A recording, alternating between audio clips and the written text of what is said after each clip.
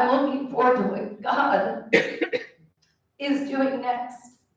So, oh, that's when they were digging the well. They did that by hand. So, I don't know how long I've talked, but You're doing great. oh, 15 whole minutes. Wow, I thought I only had 20. That thing told me. Okay, awesome. So this is out on our farm. We have extended some of our pigsties as we are growing, and we do have our farm fenced, which is a big deal there. Do I see any questions? Or? Yeah. Okay. Sorry, I don't ever know how to. Like I said, I'm not a public speaker. Does anybody have any questions about anything? Or yes, sir. Tell us what happened to the baby. Oh, the baby. Okay, so the baby, her name is Arielle. That's my sister Mary. Arielle has definitely been in some of these photos. So Arielle, after she'd gone to the clinic, her head did heal nicely. Her head before that, it was green and yellow, and it was very infected. And so we didn't know if there would be long-term effects from what had happened to her because she was 7 days old by the time I found her. So she'd been like that already for 7 days. So when I went back there the second time, and Arielle was 5 months old at that point, Arielle was having seizures. And so I'm a big believer in prayer. And so we all laid hands on that baby and we prayed over her that her life would not be affected by how she started and that she wouldn't have to deal with that. So probably my 5th time there, it was several years later, I was there and I asked Justine, I said, hey, has Arielle had another seizure? Does she still have seizures? And Justine, for a while, she said, I don't remember the last time she had a seizure. And she thinks about it for a while longer and she says, actually, I don't know that she had a seizure after you were here like the second time. So Arielle is 11 now. She goes to school as well as her older siblings. Her 2 older siblings were actually kids that I was very close to, and I didn't realize they were Rita's children because over there in the village, all the kids are just running around. You don't ever know who goes with who. You know, everybody's just running around. They really do live in community. So everybody helps watch everybody else's kids. So they have all gotten to get an education before none of Rita's children were in school. Rita's husband actually passed away 9.5 years ago from complications with HIV. So, but she has continued to be part of the women's working group all of these years. So that's our Cal's boyfriend. Just gotta throw him in there. But yes, Arielle is a happy, wonderful, 11-year-old. They are a blessing to me. Africa has blessed me more than I will ever bless Africa. So, does anybody else have a question? Do you have children? Yeah, they all live there though. No, my husband and I always thought we'd have a bunch of kids. So we got married a little later. I always thought I would have 12. I thought most of my kids would be adopted from other countries. That's always been a thing for me. My husband always thought he would have 7 because he's the youngest of 7. But we got married older and never ended up with any of our own. So we have all of our kids in Uganda. So we do have women in Uganda that live in the swamps. That's a struggle we've been attempting to overcome at this point. So if you live in the swamps, it's always kind of bad and muddy and swampy. The rains, the water does get very, very, very deep. And the women basically walk across a board to get to their homes. And especially if you have young kids, you help they don't fall in. We have started like sponsorship programs and things so that people can help them get out of their situation. So this is a celebration that we had for the women. This would have been a Christmas party here. So we do have a feeding program where there's many elderly people in the community who cannot provide for themselves at all in any way. And so Justine does go to their house once a week and provide them with food and everything. So that's more pictures of our well on the farm. This is Annette. Annette does have a sad story. Annette's husband, when she found out she was pregnant with their 6th child, he decided that he didn't know what to do anymore and he took his own life. Annette wandered around for several days. She really wasn't sure what to do. She was pregnant. His family decided that it was her fault, so they wouldn't help her. Her oldest daughter got bit by a snake in their house because their house wasn't sealed along the bottom and water would get in. Snake got in and bit her oldest child. When she took her to the hospital, unfortunately, the little girl passed away. She heard about this woman. She heard about a Christian woman that if you needed help and you went to Justine's house, that she would help you. And she knocked on her door, and she didn't know her. She knocked on her door and she said, I need help.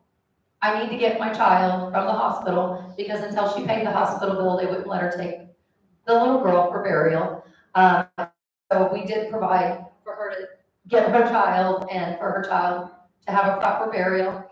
We have since then moved this family near where the large women's working group is. She does work with the women's working group now, and she lives in a safe home. A lot of her kids were afraid to go to sleep at night because they were afraid a snake was going to get in their house. They now live someplace safe. Honestly, it costs about $35 a month to pay somebody's rent.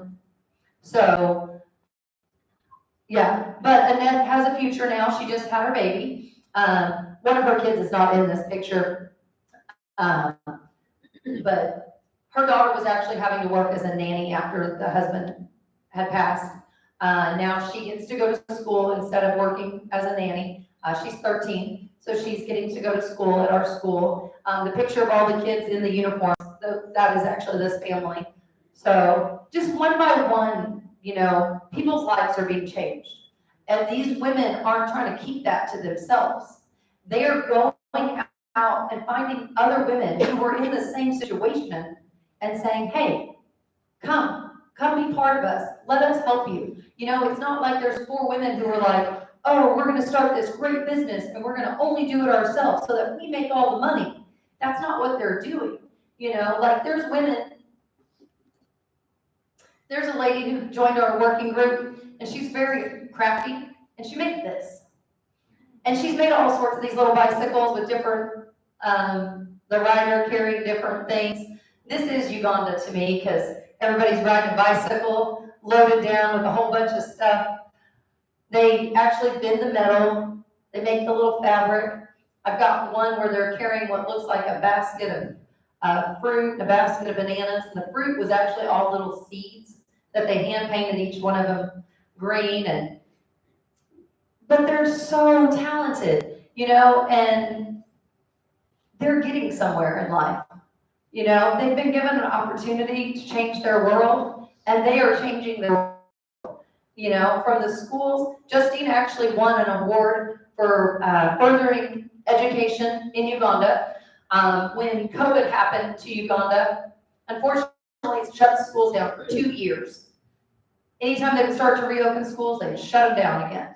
So all of the kids, the majority of our kids, the only time they were eating during the day was at school. And so we were just paying all these school fees, but Justine thought, I'm going to go to the government and I'm going to ask them. And that's the thing, Justine does this. She doesn't just sit around and wait for us to come back with an idea.